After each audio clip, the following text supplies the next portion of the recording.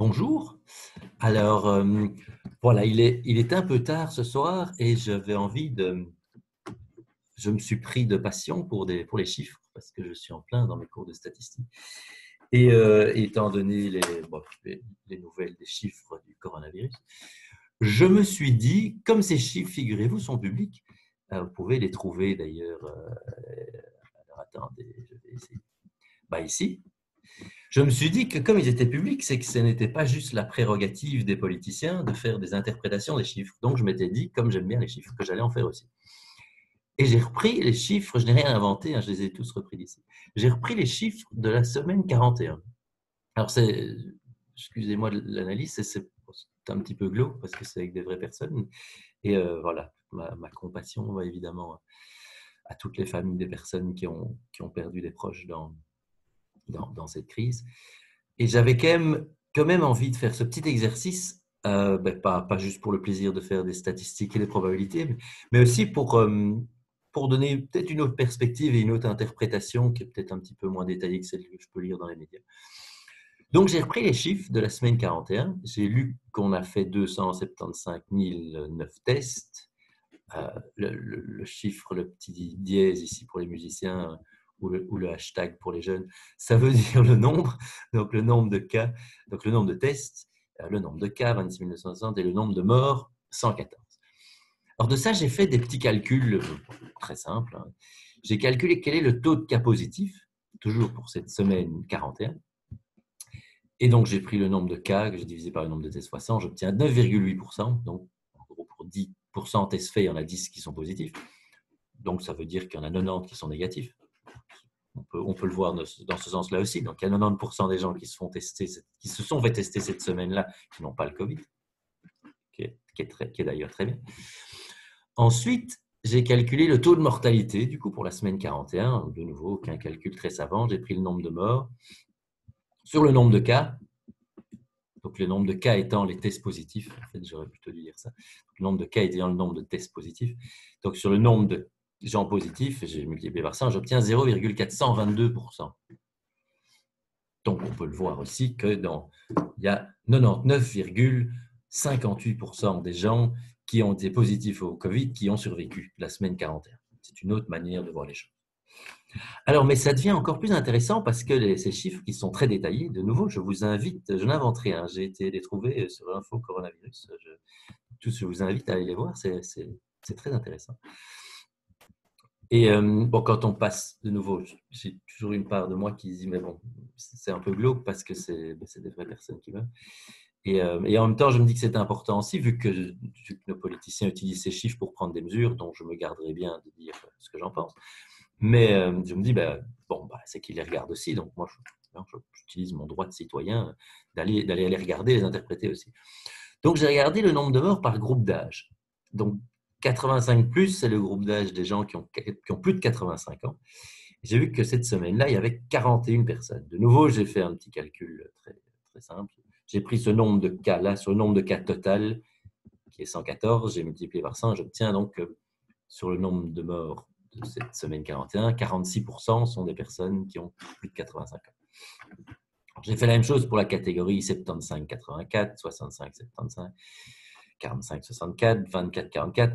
Et alors pour la catégorie, ça j'ai peut-être été un petit peu vite, mais je vais reprendre un peu plus lentement, mais donc la catégorie 0-24 ans, il y en a eu 0, donc je n'ai pas calculé de pourcentage forcément, vu que ça aurait été 0. Donc, j'ai calculé que pour la catégorie des 75-84 ans, il y en a eu 38. Je vous épargne le calcul, mais ça fait 33%. Même chose pour la catégorie 64-75, 14, ça fait 12%. Et alors après, on peut, intéressant de dire, tiens, mais quel est le pourcentage de personnes qui ont plus de 65 ans qui sont mortes du coronavirus cette semaine? Eh bien, c'est 92%. Mais ce qui était encore plus intéressant, parce que comme dans les statistiques vont toujours de pair avec des probabilités, je me suis amusé. Et, oui, j'avais rien à faire ce soir. Non, je me suis un peu amusé. À calculer quelle est la probabilité, selon tous ces chiffres, de nouveau, que je vous invite à aller voir là, tout est là, je n'ai rien inventé. Quelle est la probabilité de mourir du Covid la semaine 41 en fonction de la catégorie d'âge? Alors, ben, si on a 85 ans ou plus, j'ai repris de nouveau, j'ai pris le taux de mortalité calculé ici, où j'ai enlevé le pourcentage pour le remettre après, juste pour la clarté du calcul. Donc, c'est 0,00422, donc c'est 0,422 divisé par 100, parce qu'il ne soit pas en pourcentage. Et j'ai repris le pourcentage aussi de la catégorie d'âge, donc 46%. De nouveau, je l'ai divisé par 100 pour obtenir 0,46. Et donc, j'ai obtenu 0,19%. Ou alors, on pourrait… donc, ça veut dire que si on prend 100 personnes, c'est un peu difficile à voir. Ou alors, on pourrait dire que ça, plutôt, c'est 2 pour 1000. Donc, ça veut dire que si on prend 1000 personnes, la semaine 41, il y en a 2 qui vont mourir du coronavirus à la semaine 41. Alors après, j'ai fait ça pour les autres classes d'âge. Pour la 75-84, ce n'est pas foncièrement différent. J'obtiens 0,13%, donc c'est 1,3 pour 1000. Bon, là, le 0,3, quand c'est des personnes, ça n'a pas beaucoup de sens. On pourrait dire 1 ou 2. Alors que pourtant, on voit ça dans les chiffres des virgules, mais bon, c'est parce qu'ils font des extrapolations. Donc, ce n'est pas vraiment des chiffres réels, c'est comme moi aussi, c'est exactement ce qu'on fait. C'est une extrapolation probabiliste d'un nombre de morts, mais on obtient des virgules parce que c'est le résultat d'un calcul. Donc, ce ne sont pas des chiffres effectifs. Et donc, ici pour la catégorie 65-74, j'ai obtenu 0,05%. Donc là, ça fait 5 pour 10 000. Si on prend 10 000 personnes dans cette classe d'âge-là, la semaine 41, il y en a 5 qui seront mortes du coronavirus. Ou alors, on peut dire que si on est dans cette classe d'âge-là, on a 5 chances sur 10 000 de mourir du coronavirus, selon tous ces chiffres.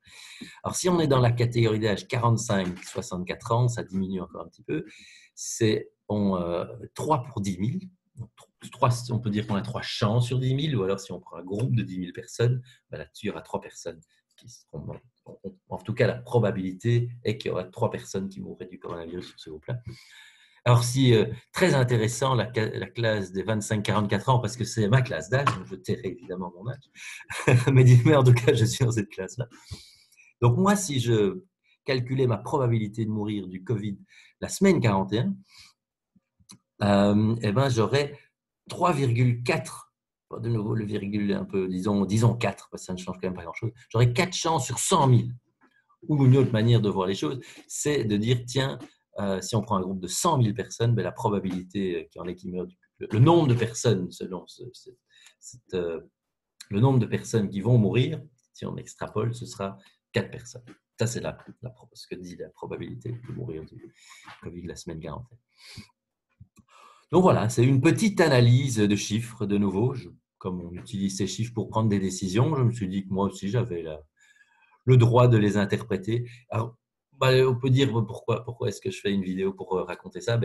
D'abord, c'est pour montrer que les chiffres les chiffres disent une forme de vérité, mais l'interprétation qu'on en fait, elle est très personnelle. On pourrait se dire sur cette base-là, en voyant ça, on pourrait se dire, comment est-ce qu'on interprète ça? On pourrait se dire, enfin, c'est quand même vraiment pas très grave.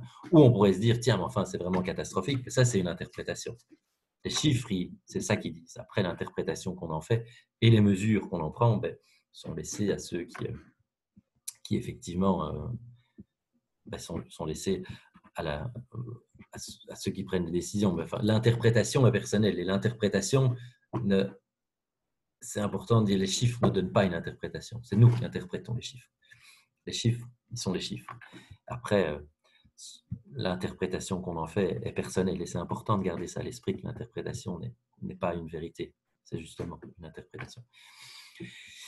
Et aussi, et je voulais aussi, moi je reconnais que quand je vois ça, et surtout quand je vois surtout ça d'ailleurs, je me dis, ce que j'observe, j'ai l'impression qu'il y a un fort décalage entre parce que je parle avec des gens aussi, certaines personnes sont très très peur de ce coronavirus et de mourir du coronavirus, et j'étends ma compassion à tout le monde qui partage ces craintes. C'est vrai que c'est difficile de vivre avec ça. Et en même temps, moi, quand je vois ça, par exemple, je me dis qu'il y a un décalage entre la crainte qu'on en a et le réel risque d'en mourir. Si vous êtes une personne en bonne santé dans cette catégorie d'âge-là, la chance de mourir est vraiment très, très faible. Alors après, on pourrait se dire, bon, ben, est-ce que du coup, est-ce que ça vaut la peine, voilà, je m'engage un peu, est-ce que ça vaut la peine de prendre des mesures aussi strictes quand le risque est si faible? Dans cette catégorie d'âge-là, je serais très, très, c'est moi qui, je fais une supposition parce que je n'ai pas de vrais chiffres. Je pense que le risque qu'on meure écrasé par une voiture est nettement plus élevé que de mourir du Covid si on a entre 25 et 44 ans, dans la semaine 41 en tout cas. Ou alors, si on prenait les chiffres de, voilà, là ça ferait nettement plus peur à mon avis, si on prenait les chiffres de mortalité qui est due à la cigarette pour une semaine, là à mon avis on aurait une réalité très différente. Pourtant, moi, de ce que j'en vois en tout cas, on n'a pas l'air d'avoir très peur de fumer encore une cigarette, enfin, pour les fumeurs. Je ne jette pas la pierre aux fumeurs. Mais je vous invite à faire, peut-être par cette vidéo et en montrant ces chiffres, de faire cet exercice de pensée et de dire, tiens, et je n'invite pas du tout à renier la peur qu'on puisse en avoir, bien au contraire, de l'accueillir pleinement plutôt, vraiment pleinement. Et après, de considérer, tiens, est-ce qu'il y a un décalage ou pas? Personnellement, je trouve qu'il y en a un, mais c'est mon interprétation. Et s'il y en a un, dire, tiens, mais qu'est-ce qui fait qu'il y a ce décalage? Un autre très bon exemple d'ailleurs de décalage entre la peur d'un événement, par exemple, et les chiffres réels, c'est par exemple, notamment si on compare le nombre de morts d'attaques de requins et la peur qu'on en a par an, et le nombre de morts à cause des moustiques et les vrais chiffres. Je crois que quand on voit un moustique dans sa chambre, il n'y a pas grand monde qui a la trouille. Un moustique, bon, soit on le met dehors ou alors on l'écrabouille. Mais ça ne déclenche pas vraiment une grande peur. Par contre, un requin, là, on se dit, oh mon Dieu, un requin. Alors que les requins, dans les derniers chiffres que j'ai vus, dans le monde entier, il n'y a même pas 100 personnes qui meurent chaque année d'attaques de requins. Par contre, du nombre de personnes qui meurent à cause des moustiques, c'est plus que 150 000 par an. Alors, il y a un très grand décalage entre la peur qu'on a d'un événement et le vrai risque de cet événement-là. Voilà, moi, c'est une invitation à peut-être voir que c'est peut-être ça aussi qui est en train de se passer avec ce Covid, en tout cas. Et surtout ici, ce que je veux dire, c'est à quel prix les mesures qui sont prises à l'heure actuelle, c'est quel est le prix des mesures actuelles? Est-ce que le risque vaut vraiment le fait de prendre des mesures aussi strictes en sachant qu'il y a des personnes qui en souffrent beaucoup, tant psychologiquement que émotionnellement, que économiquement, des secteurs entiers comme la culture pour qui c'est très, très, très difficile. Alors, on peut dire, mais il y a des secteurs qui s'en portent très bien. C'est vrai, les grosses compagnies se portent très, très bien. Mais merci de vous inquiéter pour elles. D'ailleurs, surtout les compagnies pharmaceutiques, tout va bien à ce niveau-là. Mais je pense qu'il faut regarder un petit peu plus large. Voilà. Alors, je vous laisse avec ces réflexions et je vous souhaite une excellente soirée. Et surtout, prenez soin de vous, de vos proches et je vous invite à aussi affûter votre esprit critique. Passez une bonne soirée.